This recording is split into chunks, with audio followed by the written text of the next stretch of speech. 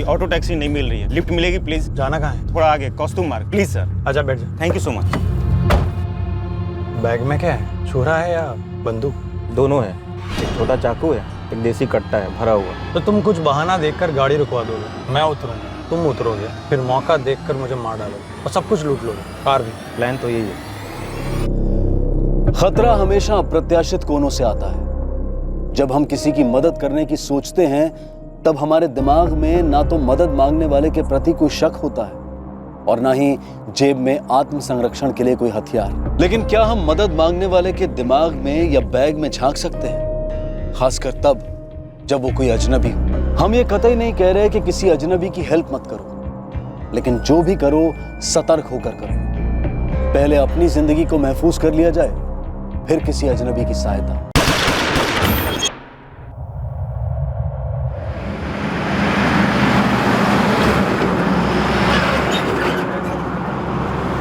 हम अंसोली के railway bridge के पास पहुंच ही रहे हैं। एम्बुलेंस का क्या हुआ? 5 मिनट में पहुंचनी चाहिए। ओके, और कोई कॉल? एक ट्रक वाले ने फोन किया था, घायल व्यक्ति रोड के साइड में पड़ा है, तुम पहुंचते ही फोन करो।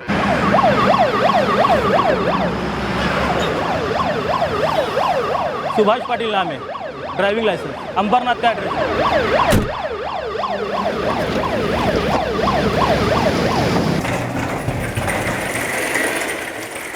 सुभाष पाटिल का मोबाइल मिला? नहीं साहब, आसपास भी ढूंढा, नहीं मिला। डेड ऑन अराइवल, शायद रास्ते में दम तोड़ दिया था।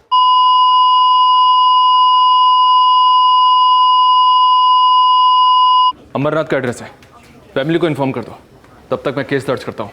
Yes sir.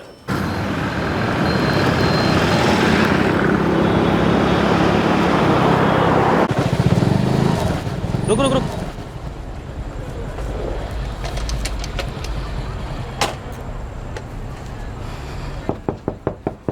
जी, सुभाष पाटिल मेरा दामाद है, यही पास में ही रहता है। क्या बात है? सुभाष का एक्सीडेंट हो गया, डेथ हो गई।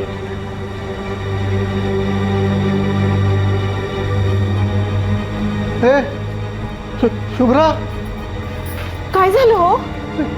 ये लोग बोल रहे सुभाष का एक्सीडेंट हो गया, वो मर गया।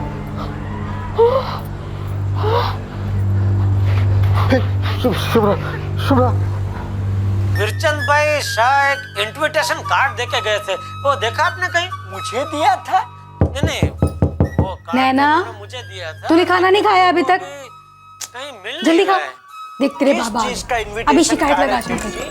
वो उनके पिताजी रायचंद भाई ने उधर कच्छ में बहुत बढ़िया अमृत बाग करके रिजॉर्ट बनाया है, तो उसका शुभारंभ होने वाला है। मैं सोच रहा था बापू। क्या हुआ? आपके पति सुभाष का एक्सीडेंट हो गया। ठीक तो है ना वो? अस्पताल में ले जाते समय वो चल बसा।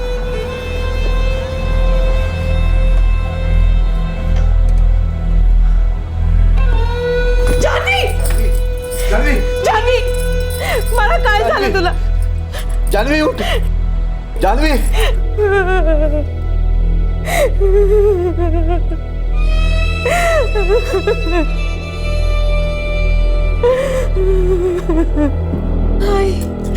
आई वो मेरा सुभाष नहीं हो सकता है। आई वो मैं नहीं मानती है, मेरा पति नहीं हो सकता है। छोड़ो मुझे जाने दो।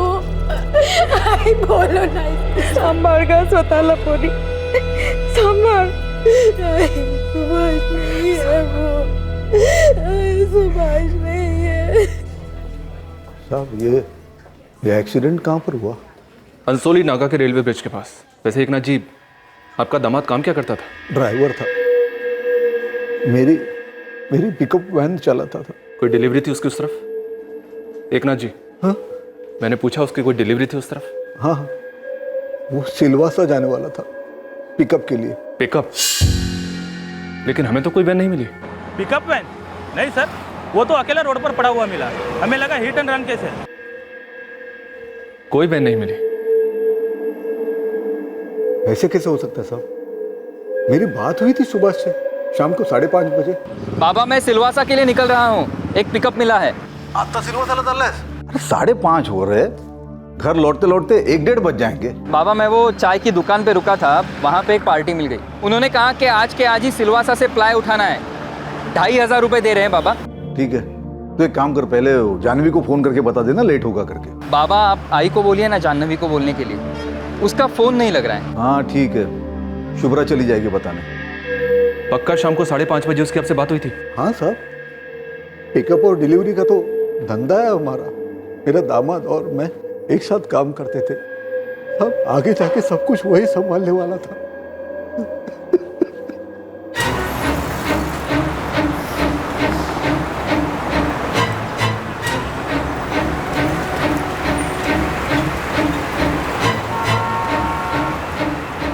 सर मोबाइल गायब है, पिकअप वैन भी गायब है। तो इसका मतलब कुछ गड़बड़ है रानडे।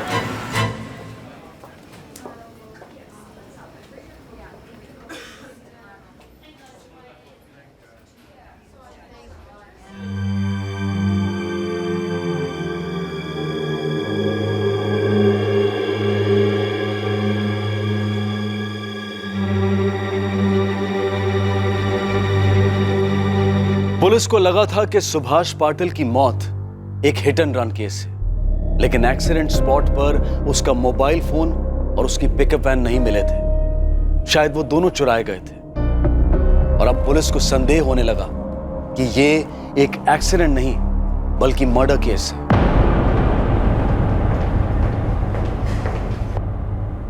सर जैसे ही मुझे डाउट हुआ कि ये हिट एंड रन का केस नहीं है, मैंने बॉडी को तुरंत पोस्टमार्टम के लिए भेज दिया। Very good Ramakant. जब केस पेपर्स मैंने पढ़े तो मुझे भी यही लगा कि इस केस में हिट जानबूझकर हुआ है और रन डर के मारे नहीं बल्कि प्लानिंग का एक हिस्सा था।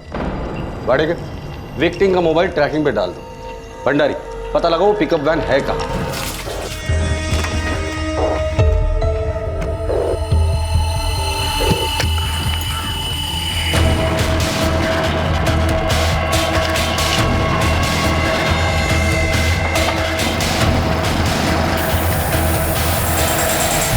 वैसे मुझे लगता है अभी तक तो उस पिकअप वैन का पोस्टमार्टम हो चुका होगा।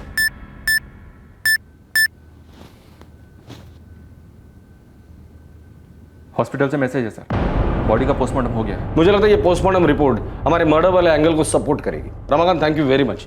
इसके आगे की जांच हमारी टीम करेगी। केस रिपोर्ट के हिसाब से विक्टिम पेट पर लेटा पड़ा था और चेहरा सड़क पर। इंस्पेक्टर विक्टिम को सड़क पर ढकेला गया, चेहरे के बल गिरा। ये हिट एंड रन का केस नहीं लगता। तो डॉक्टर साहब ये मर्डर है, ये साबित करने के लिए और कोई ठोस सबूत? केस रिपोर्ट कहती है कि विक्टिम सिलवासा जाकर कोई डिलीवरी पिकअप करके लौटने वाला था। जी, सुभाष पाटिल पेशे से ड्राइवर है। पेशे से ड्राइवर और लॉन्ग डिस्टेंस चला रहा था, तो फिर उसके ब्लड में मेजो 15 क्या कर रही थी? मेजो 15? मेजो 15 कितने स्ट्रिप? 3। एक इसकी एक गोली भी ड्राइविंग के लिए डेंजरस है। सर बहुत भारी हो जाता है, जबरदस्त नींद आने लगती है। इस सुभाष पाटिल के ब्लड स्ट्रीम में 4 से 5 गोलियों के ट्रेसेस। डॉक्टर साहब ये मेजो 15 बेसिकली दी किस लिए जाती है? डिप्रेशन या एंजाइटी के पेशेंट को नींद ना आती हो तो आधी या एक गोली दी जाती है, वो भी तब जब जरूरत पड़े। तो इसके फैमिली वालों से ही बात करनी होगी।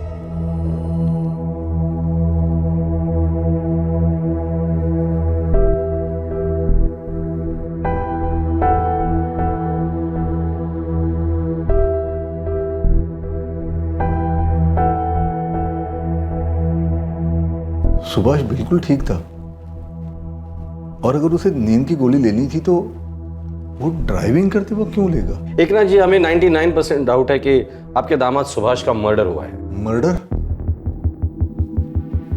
पर क्यों? आपने कहा था कि 27 तारीख को सुभाष ने आपको फोन किया था। हाँ, 5:30 बजे। आप अंबरनाथ रहते हैं और सुभाष गाड़ी कहां से लेकर आ रहा था? थाने से डिलीवरी करके आ रहा था साहब। 6 बजे तक घर पहुंचने वाला था। लेकिन 5:30 बजे उसने आपको फोन किया और सिलवासा वाली पार्टी के बारे में बोला आपसे। हाँ। और ये पार्टी उसे चाय के दौरान मिली, चाय की दुकान पर। हाँ, बोला तो ऐसे ही था। पर हुआ कुछ और ही होगा एकनाथ जी। ये पार्टी उसे पहले भी मिली हो सकती है, चाय के भी पहले, या शायद उस दिन से भी पहले। बॉडी को फैमिली के हवाले कर दो और सुभाष पाटिल का कॉल रिकॉर्ड निकाला। उसने सिलवासा वाले पार्टी से जरूर बात की हो। जी सर। एकनाथ जी से गाड़ी के फोटो मंगवा लेना। थाना हाईवे के आसपास जितने भी चाय के टपरी वाले हैं सबको सर्कुलेट करो। Right sir. Bhandari ji, van के बारे में सबसे पहले आरटीओ को इन्फॉर्म करो। तब तक तो उसका पोस्टमार्टम भी हुआ होगा। नई जिंदगी नए मालिक के साथ जी रही होगी।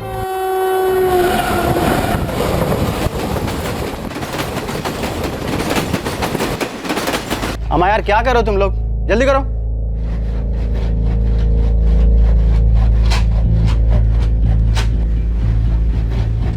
कितने? 15-45 मिनट।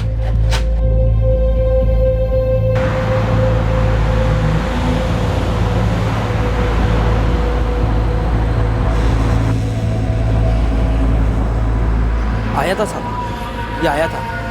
एक दिन में 2 बार आया था। कब कब आया था? एक तो सुबह आया था 11 से 11:30 बजे होंगे, और फिर दोबारा शाम को आया।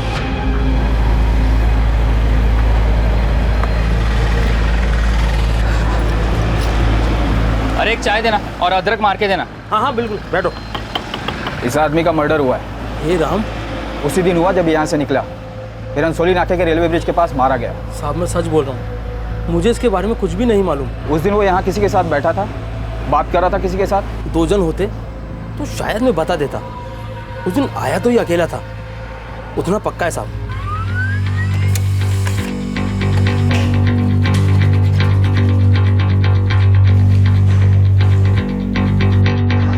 सर सुभाष की बात उस दिन या तो पुराने ग्राहकों से हुई या तो फिर घर वालों से। कोई नया नंबर नहीं है सर। हो सकता है पूरी प्लानिंग फेस टू फेस हुई है, मोबाइल का इस्तेमाल हुआ ही ना हो। सर अगर बात हुई भी है तो चाय की टपरी पर ही हुई होगी। सुभाष ने लास्ट डिलीवरी थाना वागले स्टेट में की।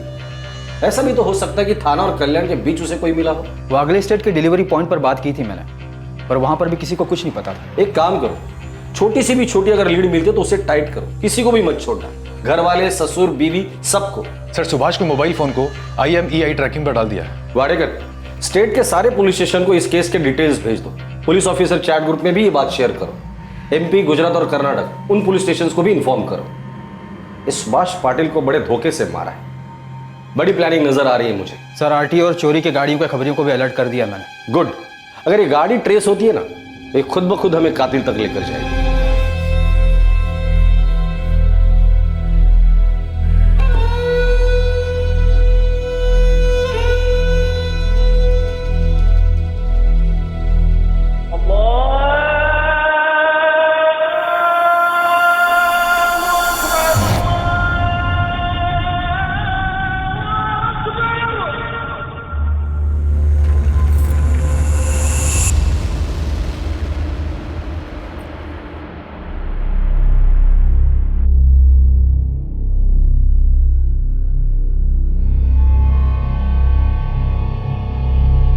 रख लो।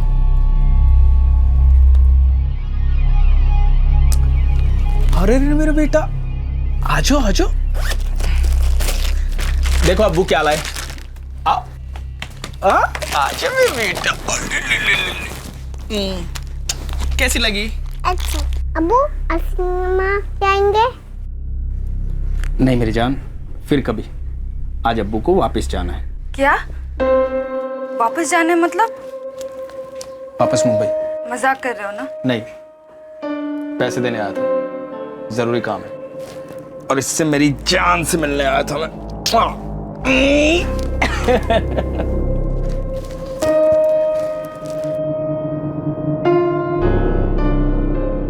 मुंबई हो या आजमगढ़, गरीब का घर तो गरीब का घर होता है। एक डगमगाते दिए की तरह तकदीर का मोहताज होता है। फिर ऐसा क्या हो गया कि एक घर के कमाने वाले कर्ता ने दूसरे घर के कमाने वाले कर्ता को मौत के घाट उतार दिया?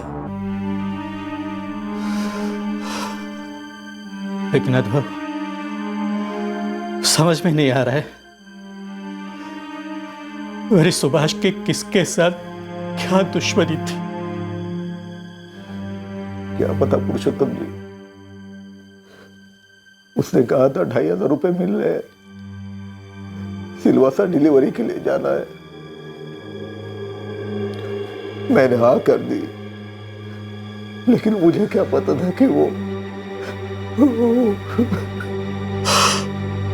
अभी शाम को मैं आई थी इसके पास, सुभाष ने संदेशा दिया था लेट आएगा करके, पर मुझे क्या पता था कि वो लौटेगा ही नहीं। सुभाष और जानवी अपने अपने माँ बाप के इकलौते हैं साहब, कोकन साइड के। 5 साल पहले अरेंज मैरिज किया, 4 साल की एक बेटी है नैना। जानवी का बाप ट्रांसपोर्ट लाइन में साहब, 2 गाड़ियां हैं, एक मछली पहुंचाती है, दूसरी सब कुछ पहुंचाती है। ये सुभाष जो है साहब अपने ससुर के साथ काम करता था, एक गाड़ी खुद चलाता था, पिकअप का धंधा था साहब, पिकअप हो रहा था, हैप्पी फैमिली थी। और फिर सुभाष का मर्डर हो गया। हैप्पी फैमिली में ऐसा तो नहीं होता। लेकिन साहब ये फैमिली का मैटर है ही नहीं, ये लोग बहुत सीरियस आते हैं। ये लफड़ा किसी रैकेट का साहब, किसी ने तो मस्त फंसा है इसको। ऐसा फंसा कि मर्डर ही कर दिया। साहब टाइम बहुत खराब चल रहा है ना, लाइफ का वैल्यू किधर है? पैसा 2,500 के लिए कोई भी सुपारी उठाता है। 2,500 में सुभाष भी डिलीवरी उठाने वाला था सिलवासा से, पर हाईवे पर डिलीवर हो गया खुद वो। सर हाईवे से आपको बहुत जल्द न्यूज़ मिल जाएगी। मेरे लड़के फुल टू तैयार है, जिसने भी ये किया है ना कभी तो बिल से बाहर निकलेगा, और जैसे ही निकलेगा पहली खबर आपको। एक चूक हुआ सब झपट पड़ेंगे साले। और चूक हुई। सुभाष के मर्डर के ठीक 1 हफ्ते बाद सुभाष पाटिल के फोन की घंटी बजी। हाँ बोल। और इस बार IMEI ट्रैकिंग सिस्टम में लाल बत्ती जली। नाम नंबर पता जल्दी, 10 सेकंड का टाइम दे रहा हूं तुम्हें, मैसेज करो। सुभाष पाटिल का फोन कौन इस्तेमाल कर रहा है? नाम नाजिया बानो, नंबर 4445588767। और कॉल आने के बाद फोन स्विच ऑफ किया होगा। बिल्कुल सर। ये क्रिमिनल कौन से ख्याली दुनिया में रहते हैं? क्या सोचते हैं कि हम उनके घर तक पहुंच नहीं पाएंगे? 113 भटियार गली, अंधेरी वेस्ट।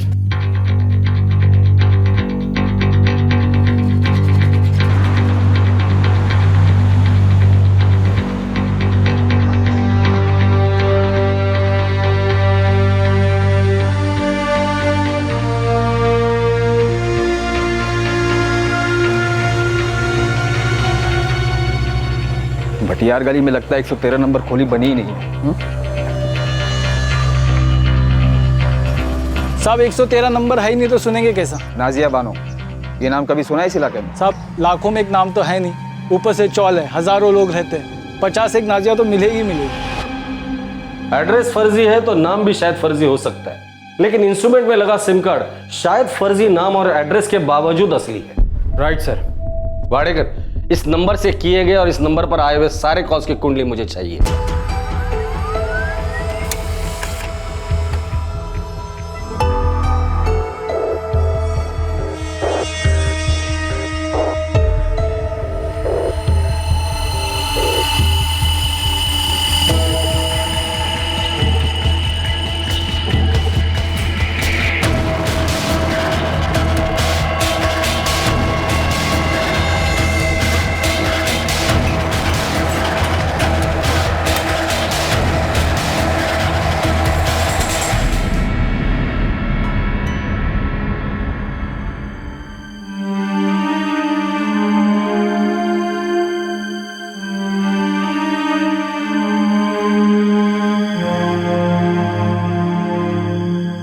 पहले लगा था कि यह एक एक्सीडेंट का केस था, लेकिन अब क्राइम ब्रांच हत्यारे के पीछे पड़ चुकी थी।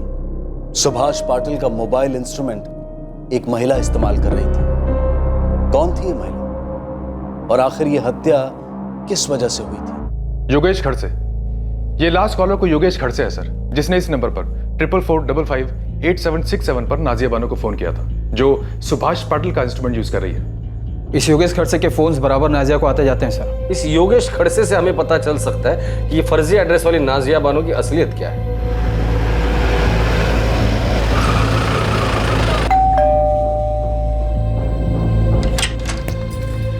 जी? हम लोग क्राइम ब्रांच से।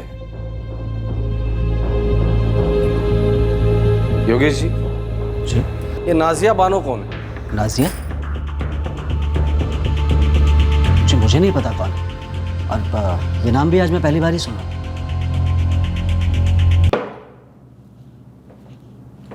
पी ले पी ले पी ले। एक बार मैच शुरू हो जाएगा ना, उसके बाद मैं ड्रिंक का ब्रेक नहीं करूंगा। फिर चाहे बैट टूटे, पैड फटे या बॉल के 2 टुकड़े हो जाए, फिर ये हवालदार रुकेंगे नहीं। पहले बॉल से ही 6-4 6-4 शुरू हो जाएंगे। सर मेरा यकीन कीजिए, सर मुझे सच में नहीं पता कि नाजिया बानो कौन। चल कर लिया यकीन, तेरी बीवी करेगी। महीने के 20-20 दिन उससे बात की है तूने, रात को 1:30 बजे भी कॉल किया उसे। देख योगेश, तू नहीं बोलेगा तो तेरी बीवी बोलेगी। चल तू रहने दे, जा इसके बीवी को बुला। सर ऐसा मत कीजिए प्लीज सर। बोलना तो तुझे पड़ेगा ही योगेश, या तो हमारे हवालदार के 100 घूसे खाकर या अपनी बीवी का एक थप्पड़ खाकर। सर वो प्रोस्टिट्यूट धंधा करती है। कहां से करती है? घर से? जी सर। रहती कहाँ है? Jogeshwari, please sir, sir please, मेरी बीवी को ये नहीं पता लगना चाहिए कि मैंने क्या किया है। देख, पहले तो हमें उसके पास लेकर जा, हमारा काम हो जाने दो, उसके बाद हम सोचेंगे। तेरी बीवी को बताया जाए या तुझे तेरे तकदीर पर छोड़ा जाए।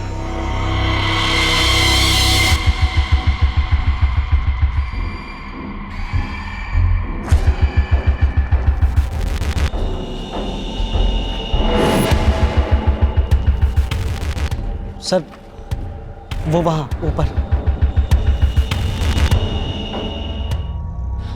सर मैं अब घर जाऊं? इतनी भी क्या जल्दी है? नाजिया बानो से हमारा इंट्रोडक्शन कौन कराएगा? चल आगे चल।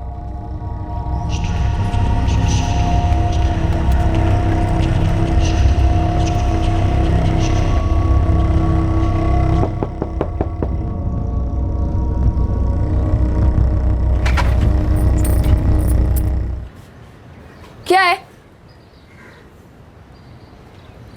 और ये सब लोग कौन है तेरे साथ? नाजिया जी, हम लोग पुलिस से हैं, क्राइम ब्रांच। तो यहाँ काहे को आए? आपसे बात करनी थी पर आपका फोन स्विच ऑफ था, इसलिए योगेश की मदद ली। मेरे से क्या बात करनी है आपको? एक आदमी का सेल फोन आपके पास है, कहाँ से आया, कैसे आया, उसकी कहानी सुननी है। साहब मैं सच बोलती हूँ, मैं ये सब काम कभी नहीं करती। मेरी बच्ची के सर की कसम, मेरे मर्द ने मुझे जबरदस्ती इस धंधे में डाल दिया और फिर खुद फरार हो गया। भाभी पेट का सवाल है साहब, सब कुछ अपनी बच्ची के लिए करती हूँ। देखो नाजिया, तुम्हारी ये कहानी तुम्हारे दिलफेक आशिकों को रुलाती होगी, हमें नहीं, क्योंकि हमारे तो दिल विल होते ही नहीं है। इन शॉर्ट तू पका रही है, बच्ची को अंदर रख के कट टू कट बात करेंगे। जी साहब। साहब जब ये ग्राहक लोग ताप देने लगते हैं तब मैं अपना सिम चेंज करती हूँ 6-6 महीने में। साहब ये वाला भी एक ग्राहक नहीं दिया था। इंस्ट्रूमेंट के साथ दिया था? नहीं साहब, ये इंस्ट्रूमेंट तो किसी दूसरे ग्राहक ने दिया था। ये सुभाष पाटिल तुम्हारा ग्राहक था? क्या साहब, इतने बुरे दिन नहीं आए अभी मेरे जो मैं अपने ग्राहक का नाम याद रखूं। इसको मैंने कभी नहीं देखा साहब। तो इसका फोन तुम्हारे पास कहाँ से आया? ये फोन मेरे को मोइन ने दिया। मोइन कौन है? एक लुक्खा साला। 6 महीने पहले मेरे से 15,000 रुपए लोन लिया था और फिर हवा हो गया। अभी 4 दिन पहले धमक गया।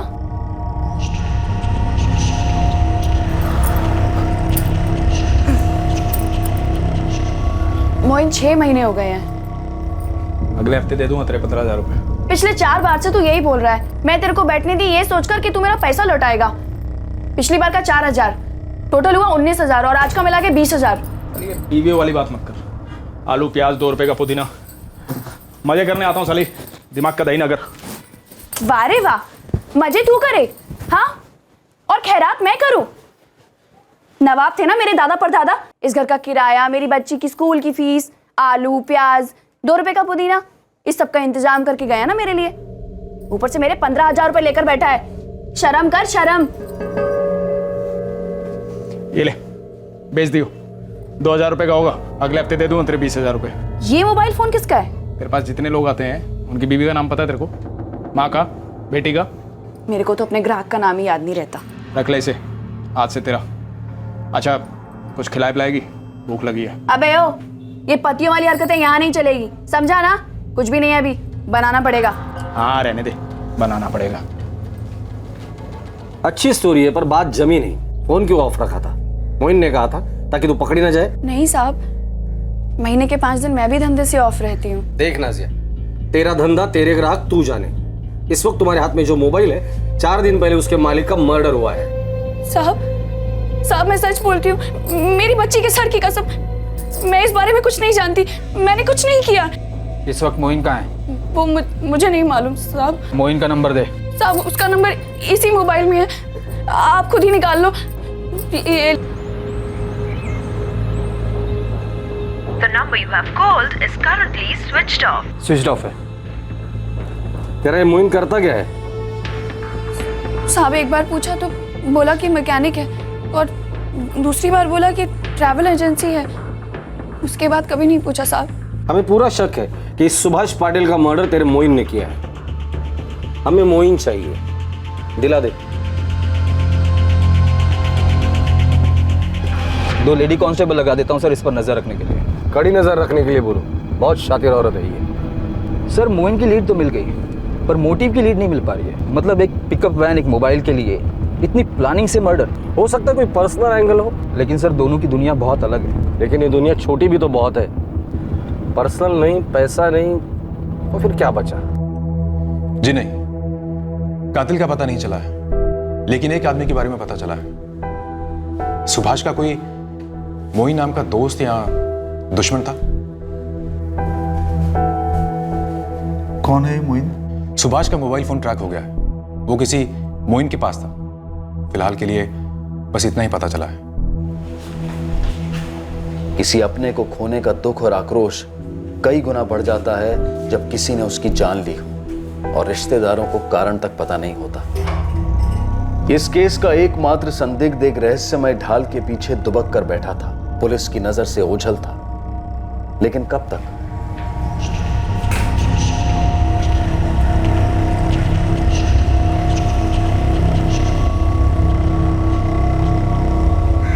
सर, मोइन ने मोबाइल स्विच ऑन कर दिया है।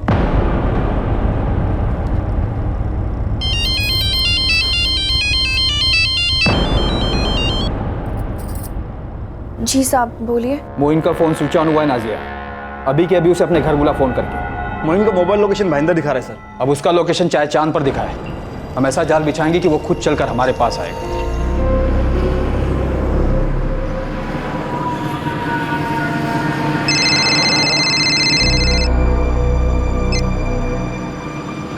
हाँ नाजिया, अभी पैसे नहीं आए हैं, आते ही फोन करता हूँ। पैसे नहीं आएंगे तो तू भी नहीं आएगा? अबे ओ, तू कब से सामने से बुलाने लगी? दाल में कुछ काला है क्या? दाल खाए मेरे दुश्मन, मैंने तो आज शाही बिरयानी बनाई है।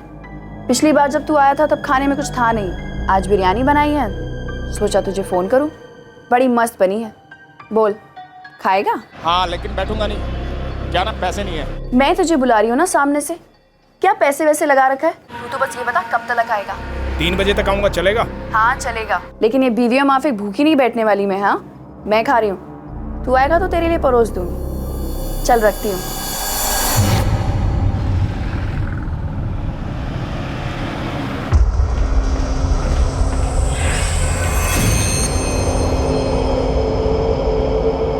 इस मोइन की एक भी तस्वीर होती ना सर तो उठाना आसान होता।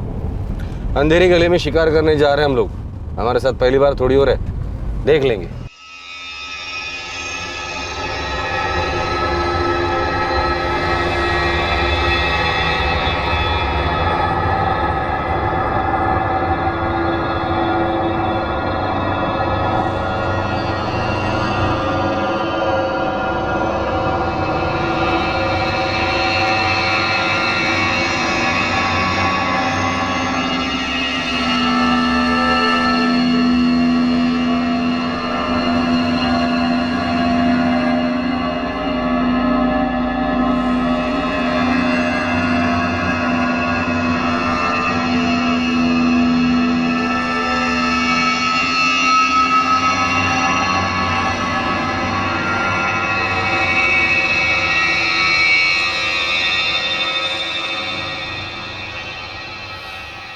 भैया 2 बनारसी लगा दो प्यार से। हाँ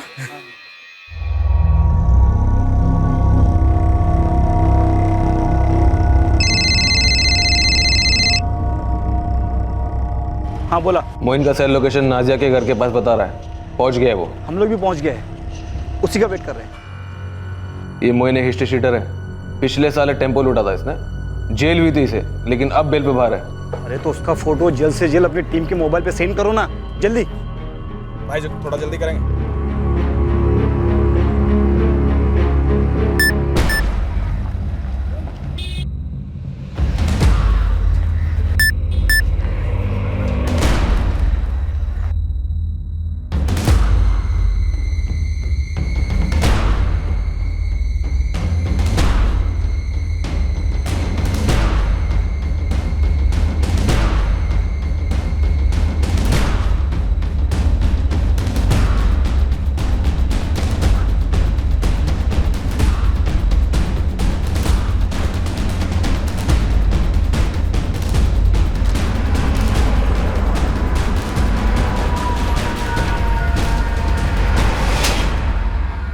उस दिन अगर मोइन अहमद पुलिस के हाथों नहीं लगता तो शायद दोबारा उसे ऐसे जाल में फांसना बहुत मुश्किल हो जाता। लेकिन पुलिस टीम की प्लानिंग और कोऑर्डिनेशन ऑन द डॉट रहा।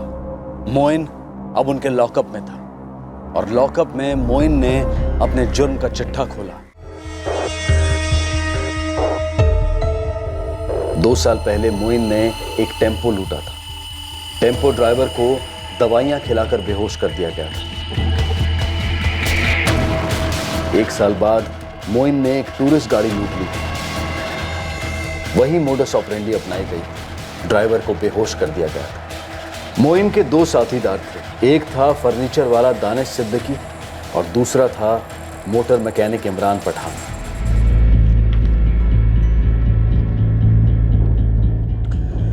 मुंबई आने से पहले इस मोइन का कोई क्रिमिनल रिकॉर्ड था?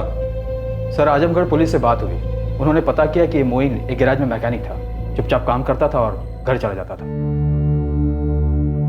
जो भी हो, जिंदगी यहाँ से बेहतर होगी मुंबई में। तो हम दोनों को भी साथ ले चलिए। मेरा खुद का ठिकाना नहीं होगा। तुम लोगों को सर पे उठाऊंगा तो क्या खाक कुछ कमाऊंगा? लेकिन आपके बिना हम दोनों यहाँ कैसे जिएंगे, ये भी तो सोचिए। जीने के लिए पैसे चाहिए फातिमा। भेजूंगा मैं। दुनिया चाहे इधर से उधर हो जाए, हर महीने तुम्हारे हाथ में पैसे होंगे।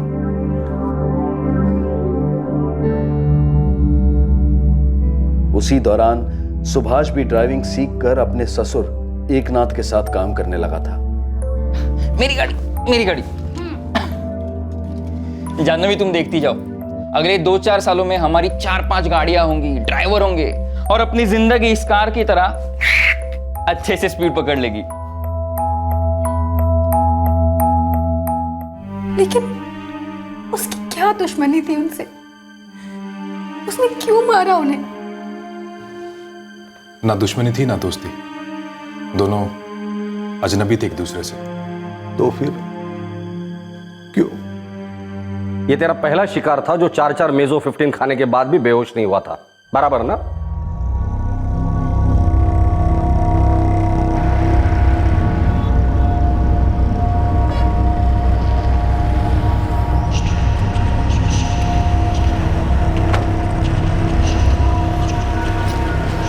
अरे एक चाय देना और अदरक मार के देना। हाँ हाँ बिल्कुल, बैठो। ये सही है। ट्राई मारें? बिल्कुल, ट्राई मारने में अपना क्या बिगड़ेगा।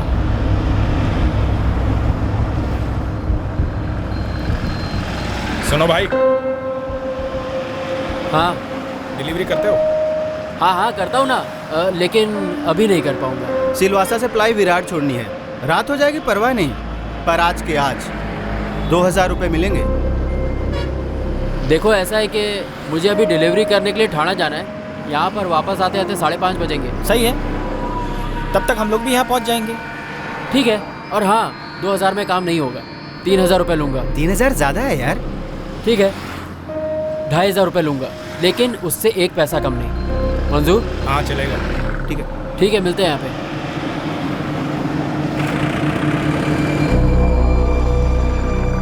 इस गाड़ी के कम से कम 45-50 मिलेंगे। मैं शकूर भाई से बोलता हूँ कि इसको खोलने के लिए तैयार रहे। मैं दवाई का इंतजाम करता हूँ। जाना भी तेरे को ही पड़ेगा मोइन। हाँ हाँ ठीक है। मेजो 15 कितने स्ट्रिप? 3। मेजो 15 के बारे में कैसे पता चला? दानिश के अब्बा लिया करते थे। उनका रसीद का फोटोकॉपी मारा, सफेद स्याही लगा कि बस तारीख बदल दिया करते थे। बाकी के लोगों को बेहोश करता था। इस सुभाष पाटिल को मारने की क्या जरूरत थी?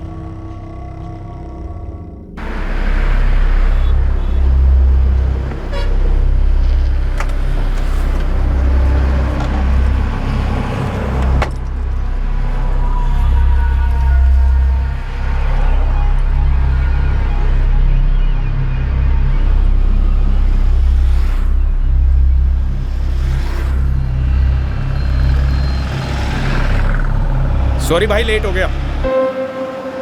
अरे आ गए तुम? मुझे लगा तुम आओगे ही नहीं। और बाकी के 2 कहाँ पे हैं? वो काम में अटके हैं। चले? हाँ चलो। आओ।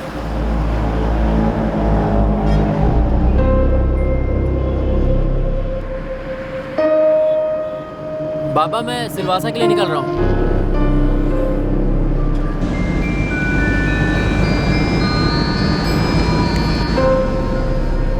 भाई चाय के लिए रोक दो ना कहीं।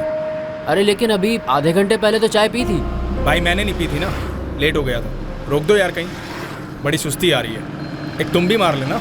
ठीक है, रोकता हूँ गाड़ी।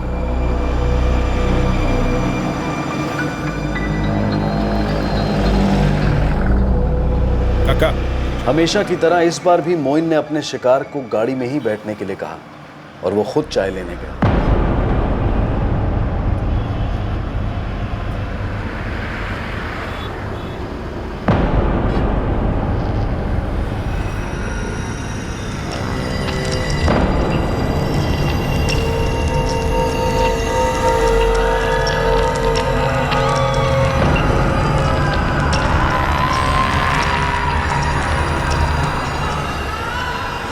और हमेशा की तरह इस शिकार को भी जबरदस्त नींद आने लगी।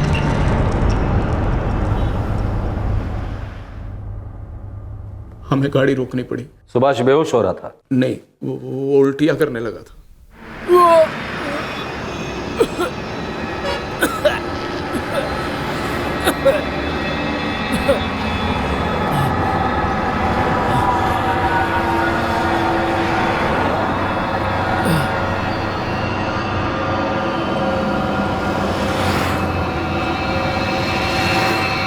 चलो मैं ठीक हूँ, अब चलते हैं। नहीं भाई, कहाँ ठीक हो? थोड़ा आराम कर लो, चलते हैं आराम से। अरे नहीं, अब और आराम करेंगे तो घर पहुँचने में देरी हो जाएगी। घर पे बीवी बच्चे राह देखते हैं ना, और तुम्हारे भी तो बीवी बच्चे होंगे। भाई उन्हीं के लिए तो कह रहा हूँ। देखो इतनी नींद में गाड़ी चलाना खतरे से खाली नहीं है। नहीं, मुझे नींद नहीं आ रही है, बस मेरा सर भारी हो गया है। लेकिन कोई नहीं, मैं गाड़ी चला लूँगा। चलो भाई देखो मेरे को ठीक नहीं लग रहा है, एक आध घंटा आराम कर लो, आराम से चलते हैं ना। अरे मैंने कहा ना मुझे कुछ नहीं हुआ, चलो अब। पिछले बार तुम पकड़े गए, सजा हुई, जमानत मिली, फिर वही कांड किया, और इस बार तुम मर्डर। मोइन, एक बार भी दिल या दिमाग में ये ख्याल नहीं आया कि ये भी मेरी तरह एक इंसान है, इसकी भी बीवी बच्चे हैं जो उसका इंतजार कर रहे होंगे, वो बेसहारा हो जाएंगे? मत दो जवाब, अब तुम्हारे पास सोचने के लिए पूरे 14 साल है, और शायद इस बार तुम्हें जमानत भी नहीं मिलेगी।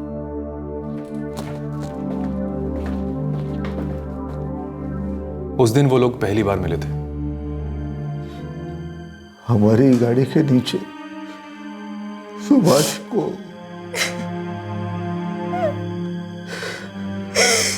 क्या बिगाड़ा था सुभाष ने उसका? मोइन की पत्नी फातिमा की हालत सुभाष की पत्नी जानवी से अलग नहीं थी। पूरी तरह शॉक्ड कि जिंदगी ने ये कैसा क्रूर मोड़ ले लिया, एक झटके में उसे हर तरह से बेसहारा कर दिया।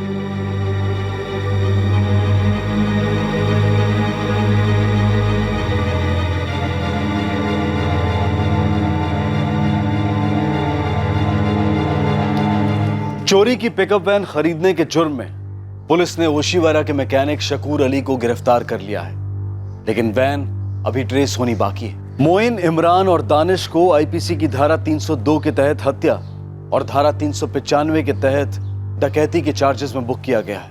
मोइन ने अपने बयान में अपनी क्रिमिनल गतिविधियों के लिए गरीबी को कारण बताया, लेकिन गरीब तो सुभाष भी था, और सुभाष ने जुर्म की बजाय मेहनत और शिद्दत से काम करने की ठान ली थी। दो अजनबी, एक सी जिंदगियां, पर मुश्किलों का सामना करने के कितने अलग अंदाज। सुभाष पाटिल के लिए मोइन और उसके साथीदारों के शैतानी इरादों को भांपना आसान नहीं था। तब भी नहीं था जब उसे चाय पीने के बाद चक्कर और उल्टियां आने लगी थी। तब भी नहीं जब मोइन उसे सोने की सलाह देता जा रहा था। क्या कोई ऐसा मौका था जब सुभाष को लग सकता था कि मोइन के इरादे ठीक नहीं हैं?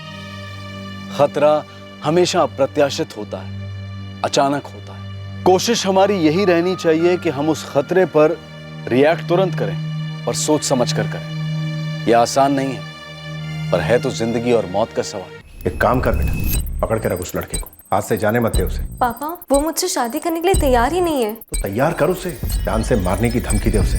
बोल उसको, मैं तुझे तबाह करके ही रहूं। क्या मुझे ऐसा करना चाहिए? अगर मैं तुझसे कहूं कि उसे भूल जा, छोड़ दे उसे, आगे बढ़ जा। क्या मेरी ये बात मानेगी तू? कभी कभी किसी का दिल और दिमाग एक ऐसे विकृत जज्बात का गुलाम बन जाता है कि जहां किसी को खो देने का डर सही और गलत के बीच की लकीर मिटा देता है और साथ में खो जाता है मानसिक संतुलन। और इसी वजह से ना तो समझदार विचार और ना ही समझदार लोग इस उत्तेजित दिमाग को शांत कर पाते हैं। इन हालात में यह बेहद जरूरी हो जाता है कि ऐसे व्यक्ति के करीबी लोग सतर्क रहें उन भावनाओं के सैलाब से जो एक टूटे दिल और घायल दिमाग के अंदर कोलाहल मचाते हैं। और यह कोलाहल एक घातक विस्फोट बनकर कई जिंदगियों को तहस नहस कर सकता है।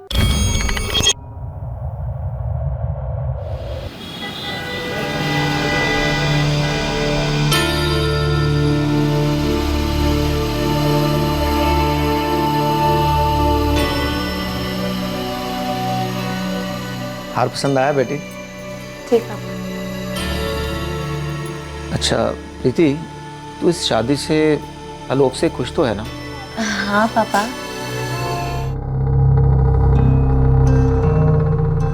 आलोक, चलिए ये अपनी बुआ चाची सब यहाँ दे आओ। मैंने फोन पे उन्हें इनवाइट कर लिया, लेकिन ये पहुंचना बहुत जरूरी है। ठीक है पापा जी। जी जी पापा जी, एक बार ही फाइनल बोल दो, थोड़ी मंगानी नहीं मंगानी है। बेटा कम से कम शोर, कम से कम दिखावा। तुम समझ रहे हो ना मैं क्या कहना चाह रहा हूँ? जी।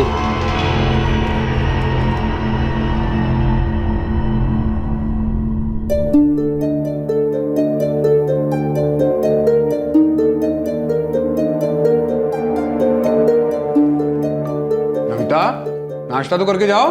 पापा बहुत लेट हो गई हूँ, कैंटीन से कुछ खा लूंगी। अरे प्रगति। हाँ पापा, मुझे भी लेट हो रहा है।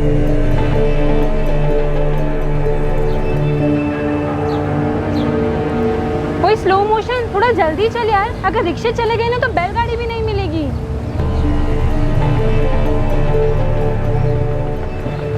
हवा तो शादियों वाली चल रही थी, पर बादल हर किस्म के छा रहे थे। कोई आने वाले मीठे कल के इंतजार में खो रहा था, तो कोई बीते कड़वे कल के मातम में रो रहा था। कुछ रिश्ते बनने जा रहे थे, तो कुछ जिंदगियां बिखरने जा रही थी।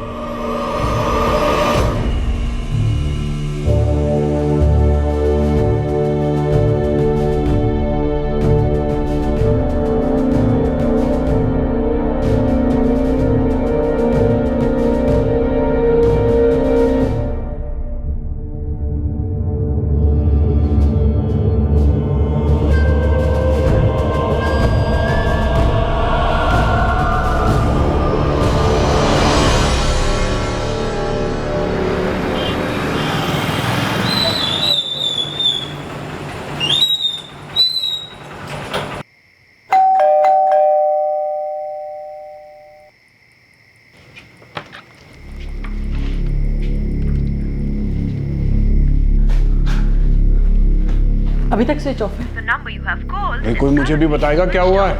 प्रगति कॉलेज से अभी तक वापस नहीं आई है। तो उसकी कोई एक्स्ट्रा क्लास वगैरह होगी कॉलेज में। पर पापा, प्रगति का फोन पिछले 2 घंटे से स्विच ऑफ है और फोन भी नहीं लग रहा है। उसके फोन की बैटरी खत्म हो गई होगी। वो चार्जर साथ लेकर गई है, और आजकल कॉलेज में हर किसी के पास चार्जर होता है। वो कहीं भी। तेरे पास उसकी सहेली पूजा का नंबर है ना?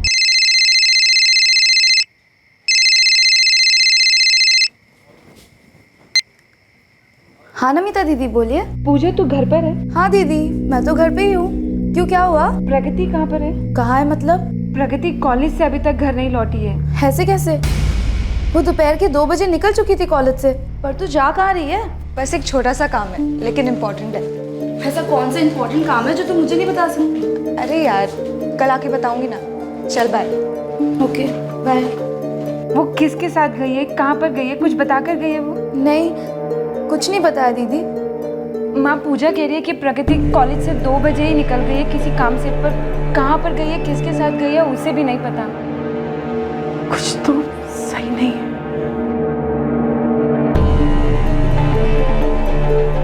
नारायण जी, कोई लड़के का चक्कर? जी नहीं, हमारी प्रगति का कोई चक्कर वक्कर नहीं है। हम पुलिस वालों को डॉक्टर की तरह समझिए, हमसे कुछ छुपाएगा नहीं, ना ही किसी बात को लेकर डरिएगा। डर तो मुझे है कि प्रगति के साथ कुछ हुआ ना हो। प्रगति को कुछ कौन करेगा नारायण जी? कोई पहचान वाला? आप लोग जानते हैं कि हम जानते हैं कि आप लोग कुछ ऐसा जानते हैं, लेकिन बोल नहीं रहे। ऐसा कुछ भी नहीं है। हमने सारे रिश्तेदारों, प्रगति की फ्रेंड पूजा, सबको फोन किया, वो वहां पर भी नहीं है। इससे पहले कभी ऐसा नहीं हुआ कि वो बिना बोले चली गई। पर सच तो यही है कि बिना बोले वो कहीं चली गई है, और आप लोग कुछ बोल नहीं रहे। आप लोग के पास कोई फोटो है प्रगति का? हाँ, मेरे पास फोन में है, मैं आपको सेंड करती हूँ।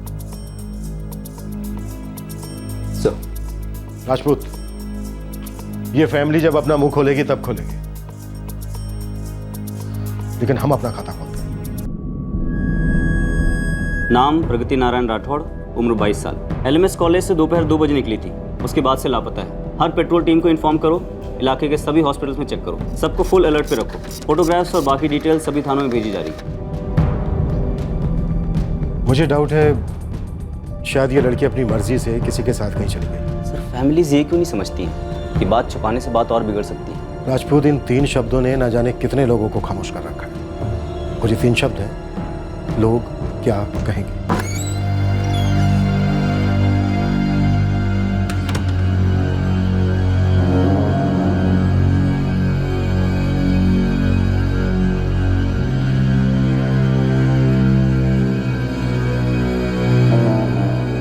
पुलिस ने पूरी रात और अगला पूरा दिन प्रगति को ढूंढा, लेकिन प्रगति नहीं मिली। पुलिस को इस बात का अंदेशा हो चुका था कि प्रगति के घर वाले उनसे कुछ छुपा रहे थे, लेकिन क्या छुपा रहे थे ये उन्हें काफी देर बाद पता चलने वाला था। बहरहाल माहौल तो शादी वाला था। आलोक रघुवंशी प्रीति राणा के साथ विवाह के बंधन में बंध रहा था, लेकिन करीबी बाराती एक खास तनाव में बंधे हुए थे।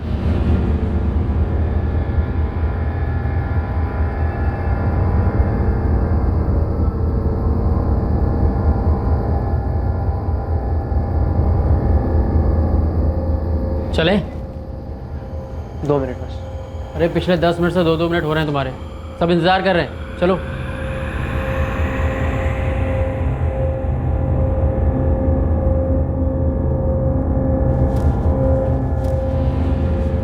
सुनिए, अब हमें चलना चाहिए।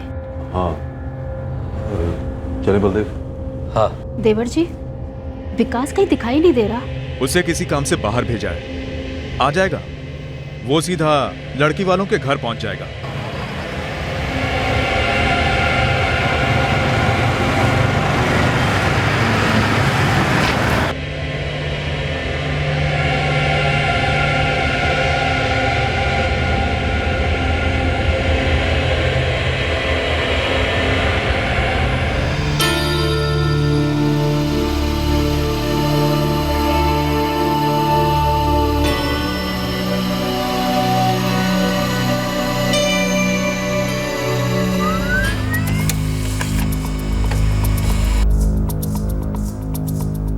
मुजफ्फरनगर? जी, प्रगति का फोन मुजफ्फरनगर में स्विच ऑफ हुआ है कल। क्या आप लोगों का मुजफ्फरनगर से कोई कनेक्शन है? कोई कनेक्शन नहीं है। प्रगति तो आज तक कभी मुजफ्फरनगर गई भी नहीं। कुछ ना कुछ तो जरूर पता है नारायण जी, लेकिन आप हमें बता नहीं रहे। मेरी बेटी जब कल सुबह कॉलेज के लिए निकली थी तो ठीक ठाक थी। ठीक ठाक होने में और ठीक ठाक दिखने में बहुत बड़ा फर्क होता है नारायण जी। जैसे इस वक्त आपकी आंखें आपकी जबान को धोखा दे रही है। एक बार फिर पूछ रहा हूं मैं आपसे, क्या आपकी बेटी अपनी मर्जी से कहीं चली गई है? क्या आपको किसी पर शक है? मेरी बेटी कल से घर वापस नहीं आई है। आप उसे ढूंढ नहीं पाए हैं, ऊपर से वाहियात सवाल पूछ रहे हैं।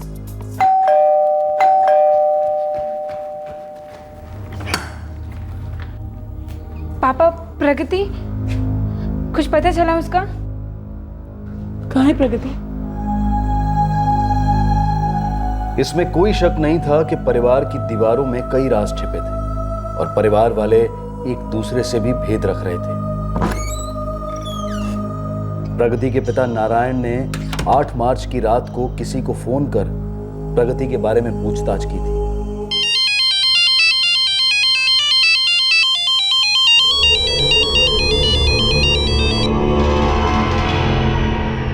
बोलिए नारायण राठौड़ जी। गजेंद्र जी, क्या हमारी प्रगति आपके घर में है? ऐसा बेहुदा सवाल पूछने की बजाय।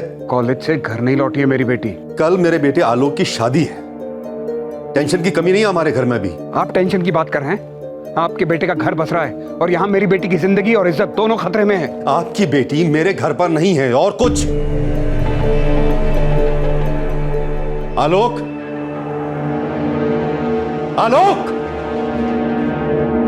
पापा जी क्या हुआ? अब ठीक तो है ना? बिल्कुल सच सच बता, प्रगति कहाँ है? प्रगति? मुझे क्या पता पापा, क्या बात हुई है? पापा जी आखिर बात क्या है? प्रगति के बाप नारायण राठौड़ का फोन आया था। पूछ रहा था क्या प्रगति हमारे घर पर कॉलेज से घर नहीं लौटी अभी तक। पापा जी कहीं ऐसा तो नहीं कि सच में प्रगति शादी में कोई बखेड़ा खड़ा करने वाली हो?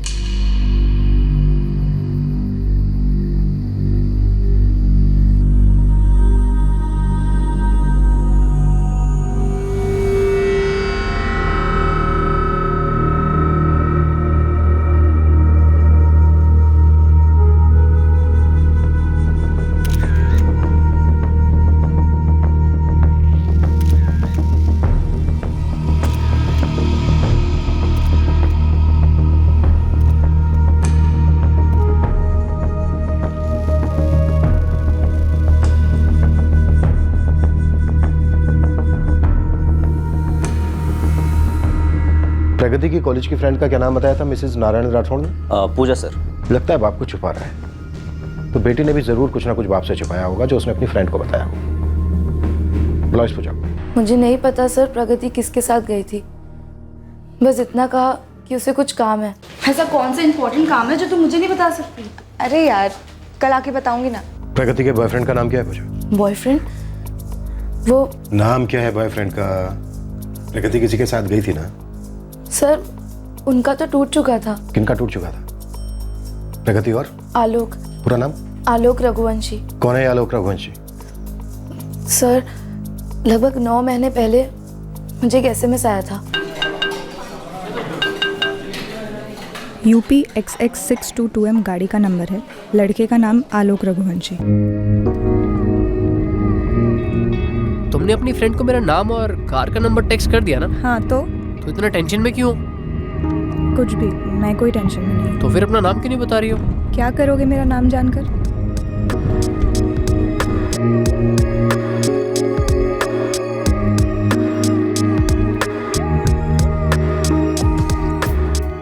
ओए, आलोक रघुवंशी कौन है? पता नहीं यार। क्या तुम अजीब से SMS कर रहा था यार? मुझे आज घर के बाहर ऑटो नहीं मिल रही थी। Auto auto auto auto.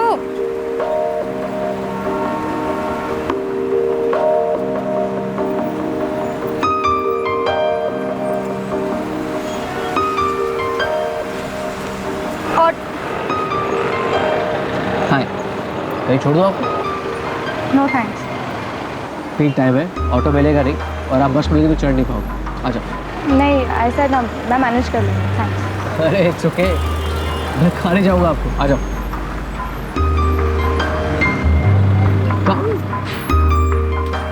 मुझे लेट हो रहा था तो रिस्क लेके बैठ गई उसकी कार में, और सेफ्टी के लिए उसका कार का नंबर और उसका नाम तुम्हें SMS कर दी। अच्छा ये बता, कार के नंबर प्लेट के साथ उसका नेम प्लेट भी था क्या कार में? Very funny. ऑब्वियसली मैंने पूछा ना, लेकिन अपना नाम नहीं बताया। इनफैक्ट अपने बारे में कुछ भी नहीं बताया। शाबाश, पहली मुलाकात में इतना काफी है। हेलो, ये फर्स्ट और लास्ट मीटिंग थी, समझी? दिखता कैसा है? सेल्फी ली? पूजा पिटेगी, समझी?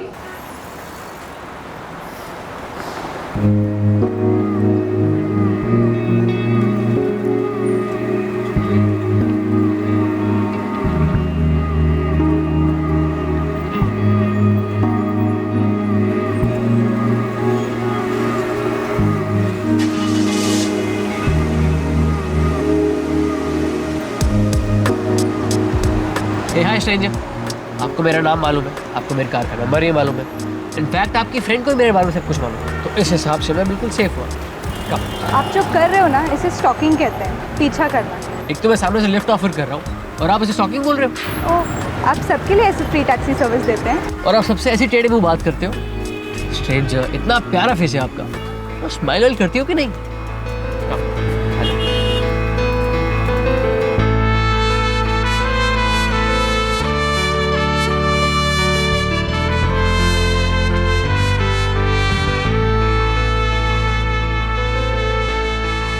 मुझे तो डे 1 से पता था ये लव स्टोरी है। कुछ भी। हाँ, मुझे नहीं पता था, तुझे कैसे पता था? सच कह रही हूँ यार, पहले तो सिर्फ फ्रेंडशिप थी, फिर इमोशंस जागे और बस होते होते हो गया। होते होते हो गया तो फिर टूटा कैसे? पेरेंट्स। उन्हें कब पता चला? 4 महीने पहले। दोनों के घरों में पता चला? हाँ। दोनों के पेरेंट्स अगेंस्ट थे? हाँ। पर दोनों के बीच प्यार अभी भी है, राइट? मुझे नहीं पता सर, बस इतना जानती हूँ कि कल आलोक की शादी हो गई।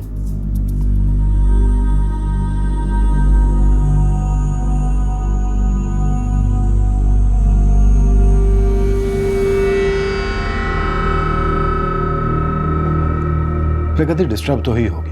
नेचुरली कोई भी लड़की होगी ना सर। कब से? 4-5 महीने से। कुछ बातों को लेके अपसेट तो थी सर वो, बट ज्यादा कुछ बताती नहीं थी। कल रात आलोक की शादी हुई। इसलिए नहीं बताया था क्योंकि आलोक और प्रगति का रिश्ता टूट चुका है। रिश्ता टूटा नहीं था, बल्कि तुलवाया गया, और तुलवाने में एक तरफ आप थे और दूसरी तरफ आलोक के पिता। पेड़ तो काट दिया आप लोगों ने, लेकिन जड़ें नहीं उखाड़ पाए। रिश्ता जिंदा था मिस्टर राठौर। झूठ है ये। सच है ये। जिस रात आलोक की शादी होती है, ठीक उससे एक दिन पहले उसकी प्रेमिका गायब हो जाती है। इत्तेफाक और साजिश में बहुत बड़ा फर्क होता है मिस्टर नारायण राठौर। मेरे और गजेंद्र रघुवंशी के बीच साफ साफ बात हुई थी कि उनके बेटे आलोक और मेरी बेटी प्रगति के बीच कुछ नहीं हो सकता। वो बच्चों की गलती थी जो माफ की गई थी। मम्मी पापा, आप लोगों से कुछ बात करनी थी। हाँ बोलो प्रगति। प्रगति और आलोक ने एक साथ अपने अपने परिवार वालों को अपने रिश्ते के बारे में बता दिया था, और यह भी बता दिया था कि उन्होंने शादी करने का फैसला कर लिया है। क्या हुआ पापा?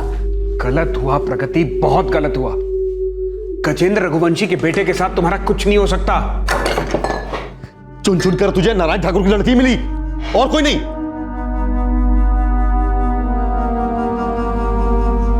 क्या खराबी? हाँ पापा, आलोक पढ़ा लिखा है, डिसेंट है, जॉब भी करता है, और हमारा कास्ट भी एक ही है। हमारे और रघुवंशी परिवार के पुरखों का गांव भी एक ही है, और एक गांव के लड़का लड़की के बीच में सिर्फ एक रिश्ता होता है, राखी का। भाई लगता है वो तुम्हारा। भाई कैसे हुआ पापा? एक ही गांव के है तो भाई बहन हो जाएंगे। भूपेश समझा जा रहे इस जाहिल को। आलोक के गांव के होने के साथ साथ हम एक गोत्र के भी हैं, और एक गोत्र में शादी हो ही नहीं सकती। भैया ये सब दकियानुसी बातें हैं बाबा आदम के ज़माने की। जमाना है तो हम हैं प्रगति। पर पापा हम 21st सेंचुरी में जी रहे हैं, और मैं प्यार करती हूँ आलोक से। जिसे तू प्यार कह रही है ना, वो इस घर की बर्बादी लेकर आएगा। आप ऐसा क्यों कह रहे हो पापा? क्योंकि गोत्र को लेकर हमारा हुक्का पानी बंद हो जाएगा बिरादरी में। फिर नमिता की शादी नहीं होगी। मुझे कंधा देने के लिए 4 लोग नहीं मिलेंगे। पापा आप सिर्फ गोत्र की बात को लेके खिलाफ है ना? नहीं, गोत्र तो तुझे सिर्फ उस घर में जाने से रोक रहा है। गोत्र से ज्यादा दिक्कत तो मुझे उस परिवार से है। पर क्यों? क्योंकि वो क्रिमिनल का परिवार है। गजेंद्र रघुवंशी के ऊपर मर्डर का मुकदमा चल रहा है। पर आलोक पर तो कोई केस वेस नहीं है ना? आलोक शादी 2 लोगों के बीच नहीं, 2 परिवारों के बीच होती है। अरे एक से एक परिवार है जो हमारे साथ रिश्ता जोड़ना चाहते हैं। लड़कियों की लाइन लगा दूं मैं तेरे लिए, तू कोई भी लड़की चुन ले, हम हाँ कह देंगे। बस ये नारायण राठौड़ की लड़की का मामला अभी और इसी वक्त दफन कर दे।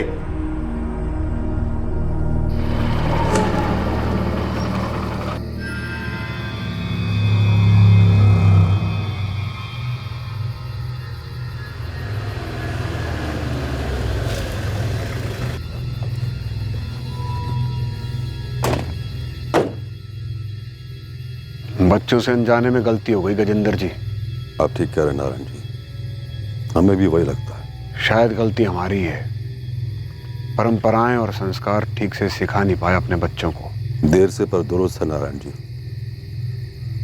मैंने आलोक को अच्छी तरह समझा दिया है, आप अपनी बेटी का देख लीजिए। उस रात के बाद परसों रात को मेरी गजेंद्र से बात हुई। जब मैंने फोन करके उनसे पूछा कि प्रगति उनके घर में तो नहीं है। 1 मिनट, अभी आपने कहा कि आलोक और प्रगति के बीच कुछ नहीं था, रिश्ता टूट चुका था। फिर आपने आलोक के पिता को फोन क्यों किया? क्योंकि आप लोगों ने राग छेड़ा कि उसका कोई चक्कर चल रहा है। बेटी आपकी गायब है, बात आप हमसे छिपा रहे हैं, और विलेन हमें बता रहे हैं। और जहां तक बात है राग छेड़ने की, तो अभी तो हमने उसकी शुरुआत की है मिस्टर राठौड़। अब हर प्रकार का राग छिड़ेगा, आपके नाम का भी। आप मुझ पर शक कर रहे हैं? जी, ऐसा कोई पहली बार नहीं हो रहा है मिस्टर राठौड़ कि लड़की की, घर की, परंपरा की इज्जत रखने के लिए घर की लड़की को जबरदस्ती घर से विदा कर दिया जाता है, और कभी कभी तो दुनिया से।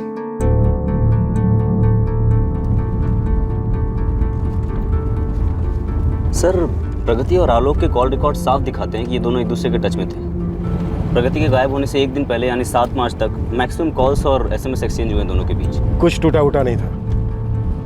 रिश्ता कोई चॉकलेट थोड़ी ना होता है कि एकदम बीच में से थोड़ा और दोनों को बराबर बराबर हिस्सा मिल गया। प्यार और नफरत कभी 2+2 नहीं हो सकता।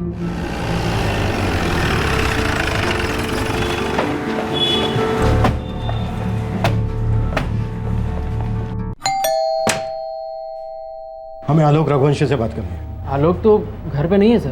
तो कहीं और होगा। कहाँ है? सर, आप उससे क्यों बात करना चाहते हैं? आप उसे हमसे छिपाना क्यों चाहते हैं? सर जी, हम आलोक को क्यों छुपाने लगे भला? उसकी तो अभी कल ही शादी हुई है। अपनी पत्नी को छोड़ने के लिए मायके गया हुआ वो। कहाँ है आपके बहू का बेटा? यही पास में है सर। वैसे सर, आप यहाँ प्रगति राठौड़ के केस को लेकर आए हैं। और भी गड़े मुर्दे हैं क्या इस घर में? सर, मैं आपको बता देना चाहता हूँ कि मैंने नारायण राठौड़ को साफ साफ कह दिया था कि उसकी बेटी प्रगति यहाँ नहीं है और आलोक के साथ उसका कोई ताल्लुक नहीं। आपने कहा, उन्होंने सुन लिया, लेकिन ये जरूरी तो नहीं कि वो सच हो। आलोक की शादी हमने बहुत टेंशन में की। उस लड़की प्रगति ने उधम मचा रखी थी हमारी जिंदगी में। किस बात को लेकर? उसने ठान लिया था कि वो किसी भी हाल में आलोक की शादी ना होने देगी। सर, मेरे बेटे ने अपनी तरफ से सब साफ कर दिया था, उसके साथ पूरा रिश्ता खत्म कर दिया था, लेकिन ये लड़की थी कि बस ड्रामे के बाद ड्रामे करती चली जा रही थी। ड्रामे का पर्दा गिरा और लड़की फुर्र से गायब। सर, इसमें हमारा कोई हाथ नहीं। चलो मान लेते हैं आपका कोई हाथ नहीं, पर आलोक का दिल तो है। इसलिए ये सवाल हम उसी से करना चाहते हैं कि अगर रिश्ता टूट गया था तो शादी से 2 दिन पहले उसके और प्रगति के बीच इतने सारे फोन कॉल्स और SMS क्यों? दोनों परिवारों पर खबरी लगा दो और इस आलोक की खबर तो हम खुद लेंगे। जी सर। मुझे डर है कि प्रगति के साथ कहीं कुछ हुआ ना हो, कुछ किया ना गया। उम्मीद करता हूं कि कहीं हमें देर ना होगी।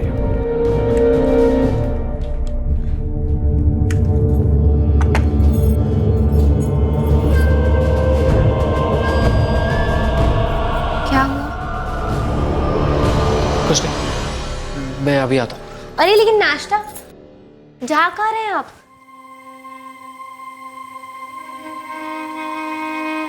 पापा, भैया मेरे यकीन कीजिए, मेरा प्रगति के साथ कोई कनेक्शन नहीं है। उल्टा उसके दोस्तों ने मुझे बताया कि वो मेरे खिलाफ कुछ प्लान कर रही है। प्लान? कैसा प्लान? उसने मुझे धमकी दी कि वो शादी में आके सब कुछ खराब कर देगी, और अगर कुछ भी नहीं हुआ तो क्या आलोक? पूरी बात बोल। तो वो मुझे मार देगी पापा।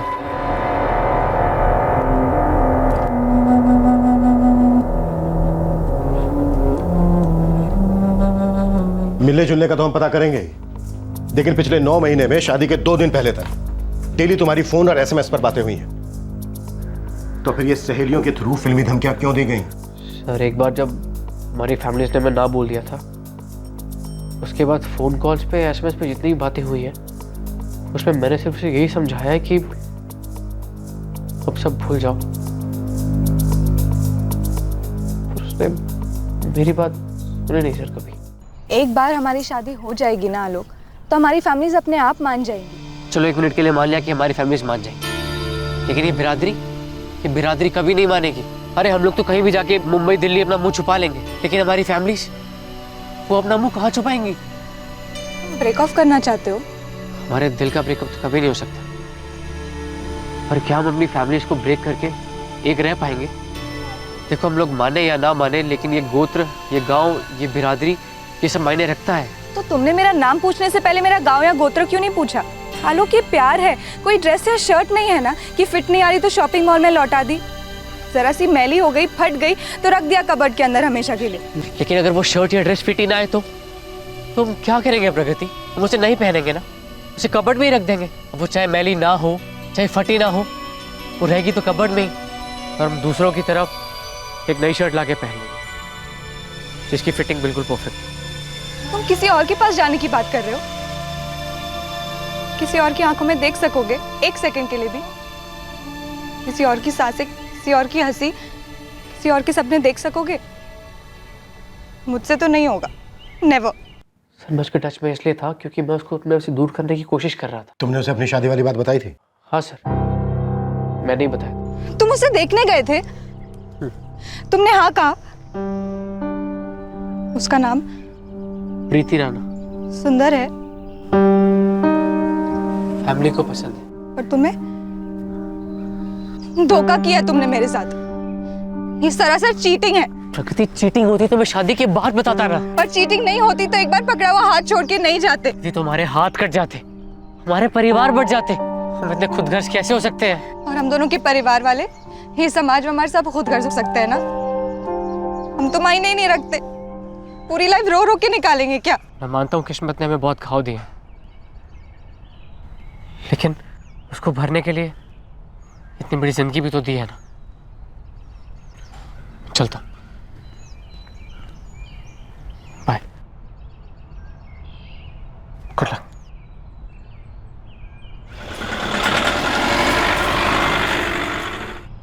शर्माना मैंने पहल की थी, प्रगति का दिल जीता था, लेकिन ये गांव और गोत्र की बात मुझे मालूम नहीं थी सर। प्रगति को भुलाना मेरे लिए भी उतना ही मुश्किल है जितना। भुलाने की कोई खास कोशिश नजर तो नहीं आ रही, क्योंकि ब्रेक ऑफ के बाद भी तुम उससे बराबर मिलते रहे। नहीं नहीं सर, मैं तो उससे डर के मारे मिलता था। किसका डर था? सर डर था कि वो खुद के साथ कुछ करना बैठे, या फिर मेरे साथ।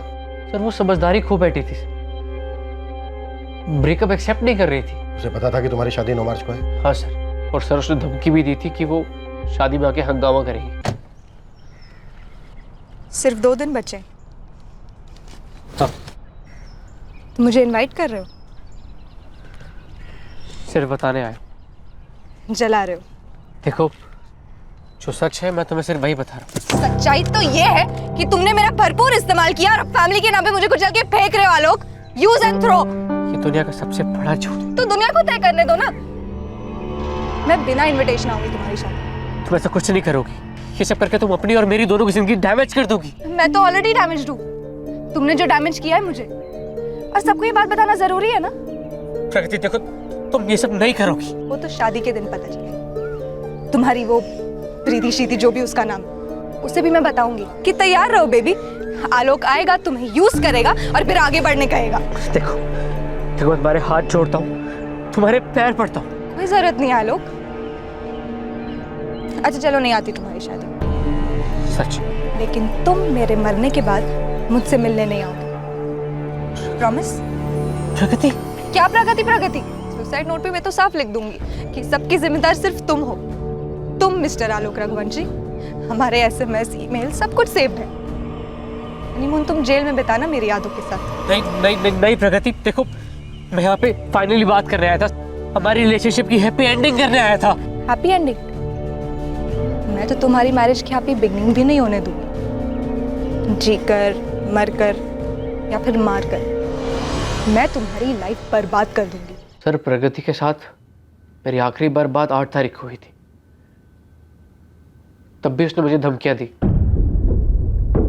उसके बाद हमारी कोई बात नहीं हुई सर। प्रगति मुजफ्फरनगर क्यों गई? पता नहीं सर। तुम्हारा या प्रगति का मुजफ्फरनगर के साथ कोई कनेक्शन है क्या? नहीं सर, मेरा तो नहीं है, और प्रगति ने भी कभी जिक्र नहीं किया। क्या ऐसा हो सकता है कि प्रगति के फादर नारायण राठौड़ को इस बात का पता चल गया हो कि प्रगति तुम्हारी शादी में आकर हंगामा करने का प्लान कर रही है, तो उसने अपनी इज्जत बचाने के लिए प्रगति के साथ कुछ कर दिया हो?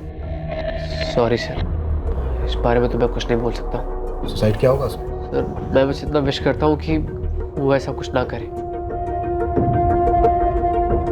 वो अपनी जिंदगी में खुश रहे और मुझे अपनी जिंदगी में खुश रहने दे सर। अतीत के कर्मों के सपोले अक्सर वर्तमान में अपना फन उठाते हैं, और अक्सर ये डसते हैं किसी और ही निर्दोष को।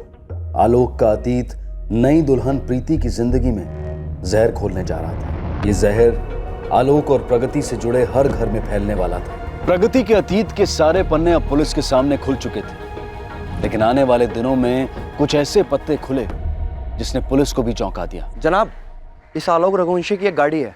हाँ मालूम है हमें। इस गाड़ी में कुछ अटपटा है। मंसूर साफ साफ बोल, क्या अटपटा लगा? इस आलोक का एक चाचा है, बलदेव रघुवंशी। 9 मार्च को उसका लड़का विकास ये गाड़ी लेकर कहीं गया था। आलोक की उस गाड़ी को बड़ी हड़बड़ी में उन लोगों ने घर से दूर कर दिया। अभी भी किसी गैराज में पड़ी है। गैरेज का नाम और एड्रेस बोल।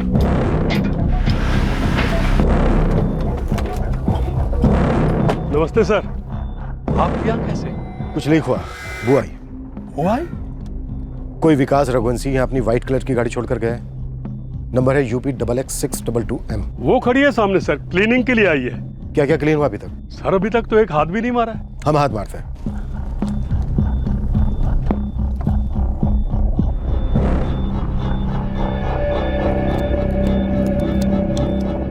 क्या क्या साफ करने के लिए कहा था उसने? सर अंदर से पूरा क्लीन और फुल सर्विस करने को कहा था। विकास को फोन लगाओ, कहो कि गाड़ी रेडी हो गई, आगे ले जाए। ऐसी भी क्या जल्दी थी कि शादी की रात दूल्हे की कार सर्विसिंग के लिए ले गया तू? मुझे कुछ नहीं पता सर, जैसा मेरे पापा और बड़े पापा ने कहा मैंने तो बस वैसा ही किया। लेकिन हमारे सवाल का जवाब नहीं दे रहा है तो। वैसे बता दूं, यहां भी सर्विसिंग बहुत अच्छी होती है और जरूरत पड़े तो सफाई भी बहुत अच्छी तरह करते हैं। कभी कभी तो पूरी तरह से साफ कर देते हैं। मैं सच कह रहा हूं सर, मुझे कुछ नहीं मालूम। बड़े पापा ने कहा कि अभी के अभी गाड़ी लेके जाओ और साफ करा दे, इसलिए मैं उसे हरप्रीत सिंह के गैराज लेके गया।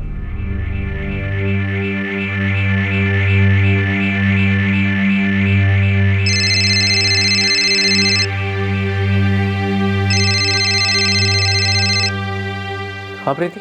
आलोक, ये प्रगति राठौड़ कौन है? अतीत है जो हमारे आज में कभी दखल नहीं देगा। I promise.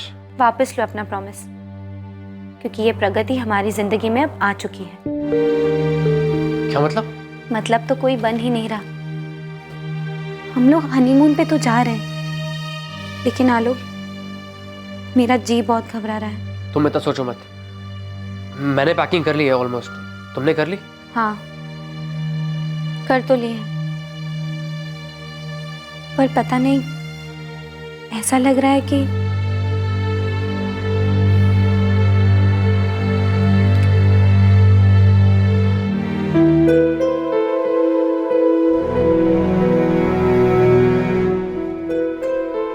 पर तू जा कहाँ रही है? बस एक छोटा सा काम है, लेकिन इम्पोर्टेंट है।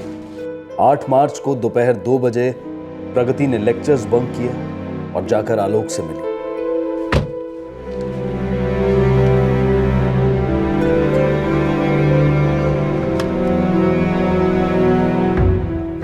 मुझे अब भी यकीन नहीं होता। कल है ना शादी? हाँ। एक्साइटेड हो? देखो प्रगति, कल फाइनल बात हमने नहीं, तुमने। ठीक है, मैंने की थी, लेकिन आज तुमने मुझे यहाँ बुलाया है और मैं यहाँ आया हूँ, और आज ये फाइनल है। इसके बाद हम कभी नहीं मिलेंगे। ये सब तुम बोल रहे हो, मैं तो सुन भी नहीं रही हूँ। देखो, तुम मेरे साथ जबरदस्ती नहीं कर सकती। क्यों? जबरदस्ती करने का परमिशन सिर्फ तुम्हें है। भूल गए किस तरह जबरदस्ती मुझे इसी गाड़ी में बिठाया था? जबरदस्ती मेरे दिल में आके बैठ गए। देखो, मुझे सब याद है, सच्चा प्यार किया है तुमसे और करता रहूंगा, लेकिन हम एक नहीं हो सकते हैं। Cool, no problem.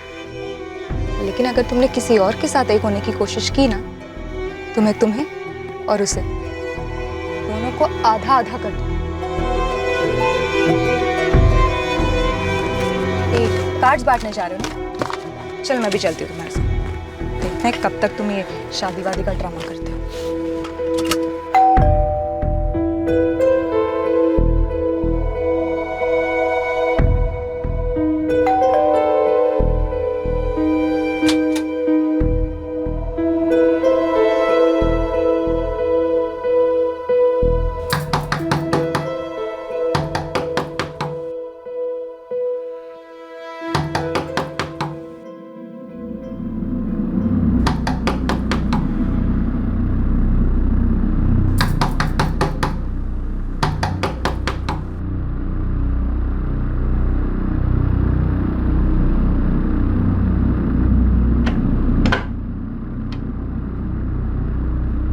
बेटा, बाहर बुलाया तुम्हें, पुलिस आई है। तो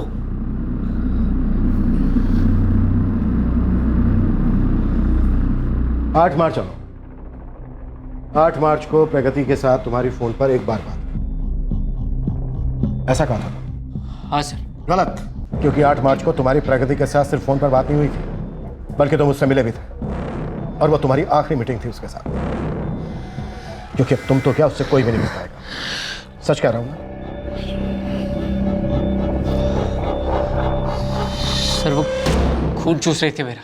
बड़े वो हो तुम्हारी चाची बुआ कितने सारे रिश्तेदारों के घर गए, लेकिन तुमने मेरा कहीं पे भी ढंग से इंट्रो नहीं करवाया। अब बस करो प्रगति। मेरे लिए कुछ बस वस नहीं है आलोक। इनफैक्ट मेरे बस में जो कुछ हो सकेगा ना, मैं सब करूंगी। तुम्हारे और उस प्रीति के पीछे भूत की तरह पड़ जाऊंगी। तुम दोनों की जिंदगियों में ऐसा कोलाहल मचाऊंगी कि एक रात भी चैन से नहीं सो पाऊंगी। गाड़ी सुधरो। नहीं, तुम गाड़ी स्टार्ट करो। सर मैं कंट्रोल से बाहर चला गया था। मुझे मेरी आंखों के सामने मेरी बर्बादी दिखाई दे रही थी सर। मेरी फैमिली की बेइज्जती दिखाई दे रही, प्रीति की हालत दिखाई दे रही थी सर। दिमाग में एक तार से टूट गई थी सर।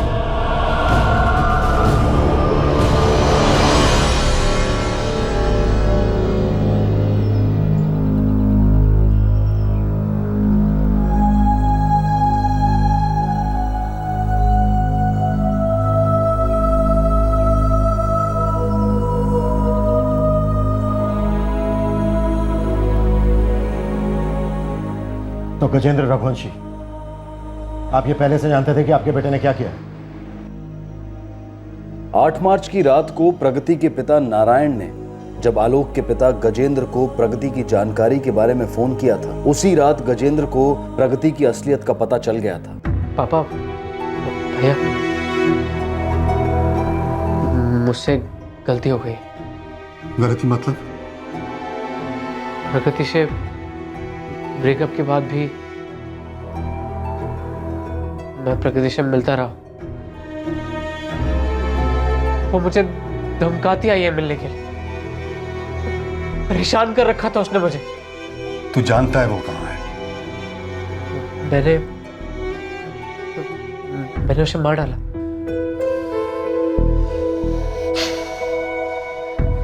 कहाँ? लाश कहाँ है? जंगल में फेंक दी। कैसे मारा? कहाँ मारा? तो आपने और आपके भाई बलदेव रघुवंशी ने आपके भतीजे विकास को अगले दिन गाड़ी साफ करवाने के लिए भेज दिया। सर, अगले दिन हमें ख्याल आया कि गाड़ी साफ करवा देनी चाहिए, इसलिए हमने विकास को भेज दिया। तुमने लाश को जंगल में कहाँ फेंका? वहां लेकर चलो। सर मैंने लाश को जंगल में फेंका ही नहीं। मैंने कहीं भी नहीं फेंकी।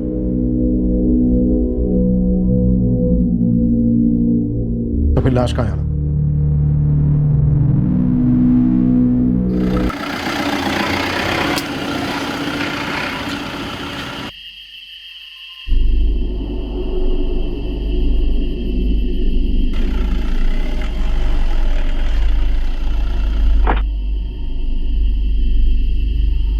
सब लोग मंदिर गए हुए थे, तो मैंने। प्रगति की लाश कहाँ है आलोक?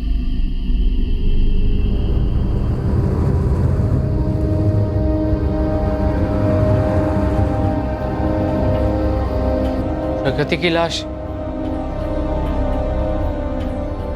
यही है।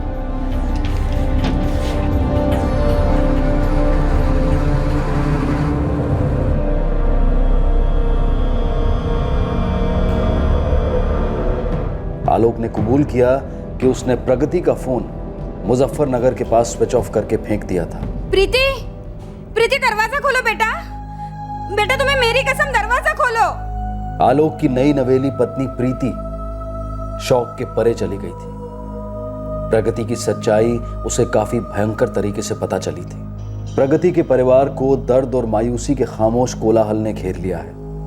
वो विश्वास ही नहीं कर पा रहे हैं कि उनकी बेटी इस तरह की धमकियां दे सकती थी, इस तरह ऑब्सेसिव पॉसेसिव हो सकती थी। आलोक रघुवंशी के पिता गजेंद्र, बड़ा भाई भूपेश, चाचा बलदेव और चचेरा भाई विकास सभी इस बात को जानते थे कि आलोक ने अपनी शादी के एक दिन पहले अपनी प्रेमिका प्रगति का कत्ल कर दिया था। एक रिश्ता खत्म होता है तो जिंदगी खत्म नहीं होती। एक रोमांटिक रिश्ते का टूटना ना तो इंसान को निकम्मा साबित करता है और ना ही छोटा।